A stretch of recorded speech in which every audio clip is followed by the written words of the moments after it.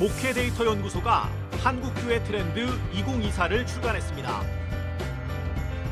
한국교회의 현재 모습을 다양한 데이터를 바탕으로 분석함으로써 교회가 나아갈 방향을 설정하는 데 도움을 주기 위해서입니다.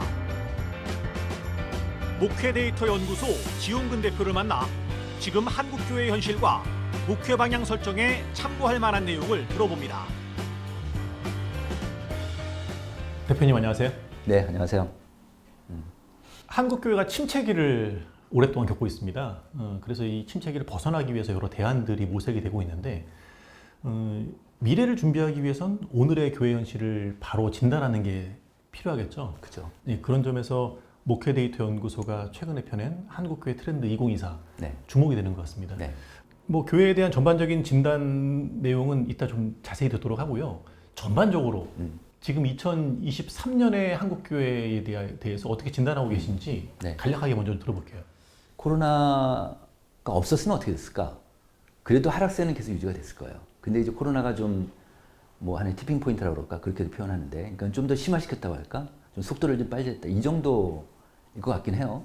현재 보면은 일단 먼저 좀 제가 말씀드리고 싶은 거는 이제 교회 안에 계시면 목사님들이 잘 모르실 수가 있는데 우리나라 종교인들이 급격하게 줄고 있어요.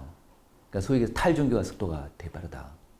어떤 종교도 갖지 않는 사람이 그렇죠. 많아졌다. 네네, 그렇습니다. 그러니까 네. 2008년 사이, 그러니까 지금 2022년이라고 보면은 2014년 정도, 2014년도하고 이제 한 8년 사이에 한국갤럽 데이터가 있어요. 2014년 같은 경우는 우리나라 전체 종교인하고 무종교인은 5대5였어요. 50대 50. 만 19세 이상이었을 때. 그러니까 어른들 기준으로. 근데 지금 63대 37 변했어요. 종교를 가진 사람이 37%. 네, 맞습니다. 그러니까 무종교인이 한 50에서 63으로 한 8년 사이에 이렇게 늘었으니까 상당히 빠른 속도로 지금 탈종교화 속도가 이루어지고 있다. 이렇게 보는 거예요. 물론 각 교단에서 발표하는 교세 통계는 그게 조금씩 줄지만 크게 차이는 없지만 실제로 전 국민을 대상으로 여론조사를 해보면 좀 팩추얼 데이터라고 볼 수 있는, 이렇게 되면 교인 수가 굉장히 많이 빠진 거죠. 그렇게 볼 수 있습니다. 그래서 실제로 지금 개신교인들 이 사람들을 전국적으로 좀 비율을 보면 한 15%까지 빠져 있습니다. 2012년도에 10년 사이에는 10년 전에는 12%였는데 22%였는데 지금 15% 빠졌으니까 한 7% 포인트가 빠진 거예요. 근데 문제 하나 더 있어요. 우리 과거에 뭐 한국 기독교인 비율이 뭐 25%다 이럴 때는 진짜 과거고 지금 이제 한 10년 사이에 이렇게 확 빠졌는데 가난성도 있잖아요. 교회 안 다니는 크리스찬들 이 사람들이 늘었어요. 이게 아마도 코로나 때 좀 많이 이제 증폭이 된 것 같은데 10년 전에 저희가 재본 비율로 보면은 한목협에서 조사한 바에 의하면은 10.5%였거든요. 근데 지금 29%까지 올라왔어요. 거의 3배가 올랐어요. 3배. 이렇게 올랐습니다. 그러니까 엄청나게 많이 올랐죠. 그래서 이 속도로 이렇게 가면 앞으로 10년 뒤에는 물론 그렇게 안 되겠지만 기울기를 그대로 이렇게 줄을 대면 50%까지 올라 가능성도가. 결정적으로 영향을 준 것은 코로나 팬데믹일까요? 그렇죠. 그렇습니다. 그러니까 코로나 때 교회가 아무래도 사회적으로 부정적인 역할을 했다는 인식이 높으니까 그래서 더 좀 이미지가 좀 안 좋아졌죠. 그래서 어떻게 보면은 21년까지 굉장히 안 좋았다가 워낙 바닥치다가 이제 22년 때는 약간 올랐습니다. 네, 약간 오르는 것도 나오고. 그 다음에 또 이제 현상 중에 하나는 코로나 전에 이제 현장 예배 비율이 100이었다면 지금 한 85 정도에서 다 멈춘 상태입니다. 그러니까 85%까지 회복이 됐는데 15% 정도는 지금 교인들이 다 사라졌다고 보시면 될 것 같습니다. 이제 내용을 좀 살펴보죠. 2024년의 트렌드 제시하신 내용들이요. 네. 큰 틀에서 개인과 교회로 나누어서 10가지로 제시를 하셨어요. 네, 맞습니다. 네. 개인 얘기부터 좀 네. 들어볼게요. 네. 지금 교인들을 외로운 크리스천 이렇게 정의하셨더라고요. 이게 어떤 의미인가요? 우리가 이건 예전에 1년 전 나온 데이터인데 모 여론조사 메이저 회사에서 조사를 해서 발표를 했는데 우리나라 국민이 외로움 지수가 55%인 거예요. 나는 요즘 외롭다.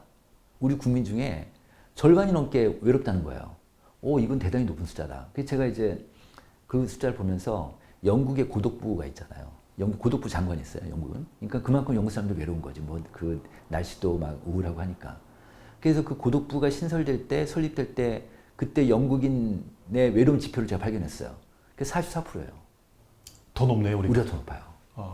그래서 이게 교회 안에도 외로울 것 같다. 교회 안에도 교회 공동체 생활을 하는데도 왜냐하면 교회만 왔다 갔다 하는 사람도 많고 자기 크리스찬이고 자기 교회가 있지만 그 조사를 해보게 된 거예요. 그랬더니 교회 안에서 외로움을 겪고 있는 사람들이 36% 3명 중에 1명 이상이에요. 지금 교회 생활 하는데도. 근데 그래서 그 사람들 물어봤어요.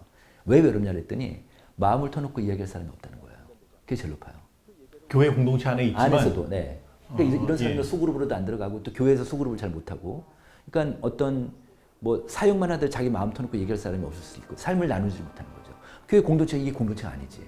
이런 측면에서 저희가 맨 앞에 1장으로서 이걸 한번 넣어봤습니다. 그래서 교회가 진정한 공동체가 돼야겠다. 그러려면 서로 마음을 나누고 터놓고 얘기하고 고민을 들어주고 그 안에서 위로가 되고 이런 교회가 돼야 될 거 아니냐. 이런 코로나 시대에는 이렇게 특히 이런 그 외로움 시대에는 이런 게 되게 중요하겠다 싶어서 저희가 그런 주제를 잡아서 한번 해보게 됐습니다. 네. 또 다른 개인의 특징들 주목한 걸 보니까 많이들 교회를 떠난다고 하셨는데 그 중에서도 3040 세대가 교회를 더 많이 떠나고 있다는. 맞습니다. 네. 예. 그거 저희도 몰랐어요. 저희도 모르다가 그러니까 예전에는 보통 교회를 떠나면 젊은 사람들이 많이 떠난다는 인식이 있잖아요. 근데 40대까지 떠나는 거예요. 40대까지. 그런데 되게 특이한 현상은 이 40대가요. 교회 거버넌스 있죠. 교회의 어떤 지도 체제의 어떤 문화, 의사결정 프로세스 제일 불만이 높은 세력이 집단이 40대예요. 40대 적을 못하는 거예요. 30, 40대는 이게 그 30, 40대는 교회 의사결정 그룹이 아니잖아요. 어떻게 보면. 그러니까 안수집사나 뭐 그 밑에 그룹이니까 교회 장로님들이나 50대 주요 분들한테는 그쪽으로 못 가고 그다음에 또 아래도 못 가고 끼어 있단 말이에요. 그러다 보니까 또 하나 30, 40대 문제가 뭐냐면 이들은 너무 치열하게 사는 사람들. 우리 사회에서 각 연령대별로 연간 소득이 제일 높은 연령대가 40대예요. 그만큼 일을 많이 해. 그렇잖아요? 그런데 또 요즘 30, 40대는 아이를 낳더라도 하나 정도밖에 안 난단 말이에요. 그런데 이 부모 입장에서 보면 이 하나를 낳더라도 엄마 아빠가 같이 육아를 해요. 과거에 저희 세대만 해도 엄마가 다 했지만 요즘 아빠도 같이 해야 된다고. 그죠? 부부 단위로 움직인다고요. 그러니까 아이 하나를 키우더라도 둘 다 힘들어. 그러니까 너무 힘드니까 그러니까 직장의 문제, 그다음에 가사의 문제, 남자도 이제 가사 같이 하잖아요. 요즘 사람들은. 그러다 보니까 힘드니까 이게 신앙적으로는 이게 부정적인 영향을 끼치는 거예요. 그렇게 저희가 그 3040 크리스찬들 대해서 조사해 보니까 자기 가사 노동이나 가사 문제라든지 직장에 대한 스트레스가 신앙에 부정적인 영향을 끼친다. 그런 부정적인 영향이 뭘 끼치냐 그랬더니 교회를 안 나간다 이렇게 나오는 거예요. 이렇게. 너무 지쳐 있군요. 네, 그렇죠. 이거 쉬고 싶고. 예. 그래가지고 이 친구들한테 상고생한테 조사를 해보면 나는 하나님을 알지만 그리스도에서 잘 모르겠다. 이런 신앙이 가장 얕은 상태. 이 사람들이 34%예요. 36%예요. 그러니까 3명 중에 1명 정도가 1명 좀 넘게 구원의 확신도 없는 사람들인 거죠. 아주 신앙이 영적으로 약한 사람들. 그러다 보니까 이런 상태에서 코로나가 딱 터졌어요. 그러니까 교회 못 나가고 하니까 이게 익숙해진 거죠. 익숙해지다 보니까 지금 현재 보면은 예전에는 교회 나오다가 지금 교회 안 나온 3040이 한 43%인가 그런데 40% 정도가 지금 교회를 지금 안 나오고 있는 거죠. 이게 되게 문제다. 그런데 이게 왜 문제냐면 그래서 이제 각 교단마다 3040에 대해서 관심을 갖기 시작했어요. 지금 현대 시대가 가족 종교화 시대예요. 그러니까 애들하고 부모하고 같이 연동돼 있어요. 그럴 거 아니에요? 그러니까 지금은 교회학교 다니는 주일학교 애들 중에서 부모가 교회 안 다니는 사람이 있을까? 별로 없어요. 저희 데이터는 10%밖에 안 돼요. 그 부모가 자기 교회 다니는 거죠. 요즘은 어떠냐면 부모가 신앙이 좋으면 애들도 신앙이 좋아요. 부모가 신앙이 안 좋으면 애들도 안 좋아요. 부모가 교회 안 나가면 애들도 안 나간다고. 이렇게 하니까 이제는 교회학교 전력은 무조건 부모를 가르쳐야 돼요. 교회학교 전력은 부모 쪽에 시선을 돌려야지 이쪽으로는 안 된다는 거지, 이제는. 이런 관계니까 3040이 교회를 안 나가면 애들도 안 나가니까 다시 얘기하면 3040이 굉장히 활발한 많은 교회들은 교회학교 아이들이 북적북적한 거지. 근데 3040이 허리가 약하면 교회학교도 약한 거예요. 이런 현상이 지금 그 코로나 이후에 나타난다. 한국교회 트렌드 2024를 얘기하고 있지만 1년 전 이맘때 트렌드 2023을 펴낼 때 거기에 핵심 키워드로 플로팅 크리스천이라고 하는 용어를 제시하셨어요. 네. 뭐 교인들이 이 교회 저 교회 온라인상에서 온라인상에서 떠다니는. 근데 이번에는 OTT 크리스천이라는 용어를 제시하셨는데 이건 어떤 의미인가요? 코로나 이후에 특별하게 새롭게 나타난 현상이 교인들이 온라인상에 돌아다니는 거. 이걸 저희가 이제 발견하게 돼서 플로팅이 붕 떠 있어서 자기 교회 말고 다른 교회를 일주일에 2번 이상씩 다른 교회 설교 나온 예배 드리는 사람들이 한 30% 가까이 된 거예요. 그래서 그걸 이제 저희가 파악해서 플로팅 크리스찬에서 이제 네이밍을 해서 했는데 올해 다시 조사해 보니까 지금 현장 예배 비율이 많이 올랐잖아요. 그래도 플로팅이 많이 떨어지진 않았어요. 플로팅이 한 24%니까 4명 중에 1명 정도는 늘 이렇게 온라인상에서 돌아다니는 거죠. 그러다 보니까 요즘 코로나 이후에는 교인들이 목사님에 대한 설교, 자기 교회 목사님에 대한 설교 의존도가 낮아졌어요. 이런 현상이 나타나요. 근데 이제 올해는 OTT 크리스찬 한 거예요. 이제 OTT 크리스찬이라는 거는 그 우리나라 국민 중에 지금 넷플릭스 같은 OTT를 이용하는 비율이 한 72%쯤 돼요. 그러니까 70% 넘게. 그러니까 다 전 국민들이 예를 들어 60대 이상 노인들도 한 50%가 넘게 그 OTT를 이용하거든요. 이게 교회 안으로도 이런 습성들이 올 것이라고 본 거예요. 저희가. 그러니까 다시 얘기하면 지금 예를 들어서 온라인 예배자들 있잖아요. 온라인 예배자들한테 물어보면은 그러니까 교회에서 현장 예배를 독려하기 위해서 온라인 예배를 끊으면 어떡하실래요? 이걸 매번마다 물어봐요. 근데요, 그럼 난 교회를 갈게라는 비율이 점점 떨어져요. 그러니까 나는 그냥 온라인 예배를 고수할 거야. 우리 교회 사람 다른 교회 갈 거야. 온라인 예배만 드리는 교회를 갈 거야. 이렇게 하는 비율이 점점 올라가거든요. 이런 걸 보고 또 하나는 이제 그 다음에 그래서 온라인에 대한 것들은 분명히 있는데 지금 현재 올해 5월달에 재보니까 지난 주일날 예배 어떻게 드렸습니까? 그러니까 전체 교인 중에서 12%가 온라인 예배자들이에요. 이 사람들 더 이상 안 떨어질 것 같아요. 그러니까 10% 남짓 정도는 이제 온라인 예배자로 남는데 이 사람들의 특징이 뭐냐면 자기가 온라인 신앙 콘텐츠를 찾아가는 사람들인 거예요. 말하자면 현장 예배 우리가 아무리 강조하더라도 이건 이제 병행적으로 가는 거지. 뭐 이런 거예요. 그리고 또 하나는 그러면 귀하가 출석하는 교회에서 신앙 성장을 위해서 온라인 콘텐츠를 제공하면 이용하시겠습니까? 이때 한 70%, 74%인가가 이용하겠다고 대답을 했어요. 그래서 이쪽 트렌드로 앞으로 가겠구나. 그래서 저희가 지금 약간 선제적으로 OTT 크리스찬인 걸 넣었지만 OTT가 자기가 이제 알아서 선택하는 거잖아요. 이제 교회도 이제 신앙 콘텐츠 이런 시도를 할 것이다. 그래서 교회가 미리 준비해라. 이런 차원에서 이렇게 이번에 그 한 주제를 다뤘습니다. 예. 뭐 개인 영역에 다른 얘기가 있지만 이제 교회 영역으로 좀 들어와 볼게요. 교회 거버넌스를 주목을 했어요. 네. 이 의사결정 구조인데 네. 달라져야 된다는 의미에서 제안하신 거잖아요. 그렇죠. 어떤 의미인가요? 그러니까 교인들이 교회 거버넌스에서 어떻게 생각하는지를 쭉 조사했어요. 어떤 조사를 했냐면 귀하가 생각할 때 가장 이상적인 교회는 어떤 교회입니까? 그래서 보기를 쫙 주고 거기 찍겠어요. 그랬더니 가장 1위 응답이 뭐였냐면 예배가 중심되는 교회였어요. 두 번째 교회는 기도가 중심인 교회. 이게 두 번째가 높았어요. 근데 그러면 현재 한국 교회는 어떤 이미지입니까? 라고 다시 물었어요. 그 다음 질문으로. 그랬더니 1위가 권위주의적인 교회, 두 번째가 보수적인 교회 이렇게 나왔어요. 완전히 달라요. 그 다음에 뭐 예배 중심, 기도 중심 조그맣게 나오고 이렇게 된 거예요. 그러니까 완전히 이게 밖에서 인식이 아니라 교회 안에서 이런 인식이 있는 거지. 그래가지고 이제 그 다음 질문이 뭐냐면 귀하가 다니는 교회를 떠날 생각이 있습니까? 했더니 무려 33%가 떠날 생각이 있어요. 목사님은 잘 모르시지? 3명 중에 1명 떠날 생각을 하고 있어요. 근데 그 이유를 물어봤어요. 이유를 물어보니까 첫 번째 이유가 목사님 설교가 은혜가 안 돼서 이럴 수 있죠. 그죠? 두 번째가 뭐냐면 이게 놀라웠어요. 두 번째는 이제 약간 충격적이에요. 두 번째 이유가 우리 교회가 권위주의적이고 비민주적이라는 거예요. 이게 두 번째 이유로 높게 나왔은 거예요. 그래서 확실히 교회에서 내부적으로는 얘기는 안 하지만 이런 불만 요인들이 있겠구나. 근데 이런 불만 요인들이 20대, 30대, 40대예요. 그런데 이 2, 3, 4 중에서 가장 심한 사람들이 40대, 30대인 거예요. 이 사람들 20대는 덜해요. 20대는 아직까지는 부모 용돈 받으니까 잘 몰라요. 잘. 그러니까 20, 30대니까 30, 40대가 그 사회인식에 눈을 뜨고 하니까 그 다음에 다 직장생활 하니까 우리 직장은 안 그런데 우리 직장은 수평적이고 공정하고 이렇게 되는데 교회는 아직은 서열 중심적이고 위계적이고 권위주의적이고 그 다음에 불투명하고 의사결정에 불투명성이 있고 이렇게 되니까 이런 게 이제 문제가 되지 않느냐. 이래가지고 이제 교회를 해보니까 교인들한테 귀하가 다니는 교회의 의사결정, 당회에서 의사결정하는 거에서 얼마나 만족하냐 물어봤어요. 그랬더니요. 매우 만족한다는 비율이 30%밖에 안 돼요. 그리고 교회의 어떤 부서 반영하는 거, 교인들의 의사를 반영하는 거가 의사결정에 한 30%밖에 안 돼요. 만족도가. 이렇게 되는 거예요. 우리 교회가 수평적이다? 30%밖에 안 돼요. 그 다음에 우리 교회가 좋다. 교회 당회에서 자기네끼리 의사결정하는 거 좋은데 이 의사결정 과정을 우리한테 통보했냐, 우리한테 알려줬냐, 소통했냐, 그것도 한 30%밖에 안 돼요. 이 정도로 한국 교인들이 지금 교회 의사결정에서 불만이 있는 거죠. 그래서 이번에 저희가 조사를 하면서 교회 의사결정에 각 세대 대표자들이 참여하는 걸 찬성하는 비율이 80%가 넘어요.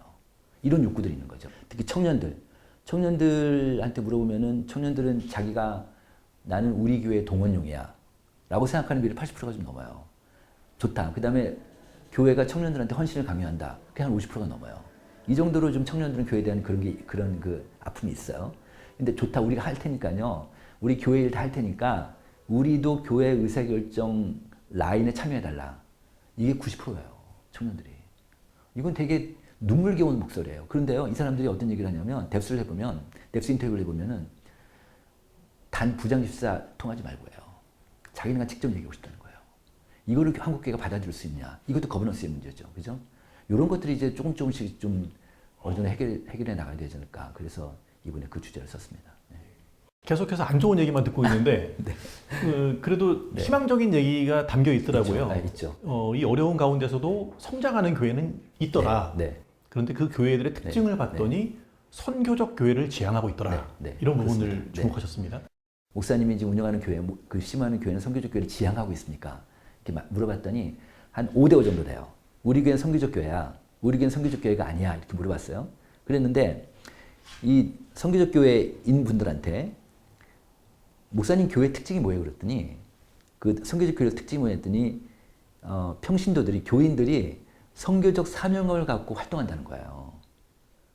이게 되게 의미 있는, 그리고 그 교회가 선교적 사명을 갖고 활발하게 움직인다는. 그래서 데이터를 보니까 선교적 교회하고 넌 선교적 교회하고 비선교적 교회하고 비교를 해보니까 교인들 활동력이 확 높은 거예요. 이쪽이. 그렇게 된 거예요. 그리고 또 결정적으로 이제 지표상으로 뭘 물어봤냐면 지난 5년 동안의 목사님 교회 교인 수는 어떻습니까? 물어봤어요. 우리는 증가했다, 뭐 별 변화 없다, 줄어들었다. 그 다음에 앞으로 또 5년 뒤에는 어떨 것 같습니까? 지금보다는 증가할 것 같다, 뭐 변화 없을 것 같다, 줄어들 것 같다. 선교적 교회가 둘 다 높은 거예요. 그 비선교적 교회는 낮은데 이런 차이가 있는 거예요. 또 하나는 이제 선교적 교회는 아니지만 코로나 이후에 모든 데이터에서 증명되는 것 중에 하나가 있었어요. 이 성장하는 교회들, 괜찮은 교회들, 잘 되는 교회들, 소그룹이었어요. 네. 소그룹을 유지율이 높은 교회에서 잘 되는 거예요. 뭐 이런 현상이 나타나죠. 네. 이제 소그룹 얘기 나왔으니까 실제로 네. 소그룹이 대안으로 많이 제시가 되고 있고 또 그죠. 목회자들도 네. 많이 주목을 하고 있죠. 네, 그렇습니다. 이번에 조사를 해보니까 저도 뜻밖이었는데 그 8가지 교회 유형을 쫙 했어요. 교회학교가 잘 되는 교회, 선교를 잘하는 교회, 전도를 잘하는 교회 이런 식으로 하고 소그룹이 잘 되는 교회 이런 식으로 쭉 8개를 놓고 목사님 생각에 앞으로 미래교회는 앞으로 한국교회 어떤 교회가 잘 될 것 같습니까? 어떤 교회가 성장할 것 같습니까? 물어봤더니 1위가 소그룹이었어요.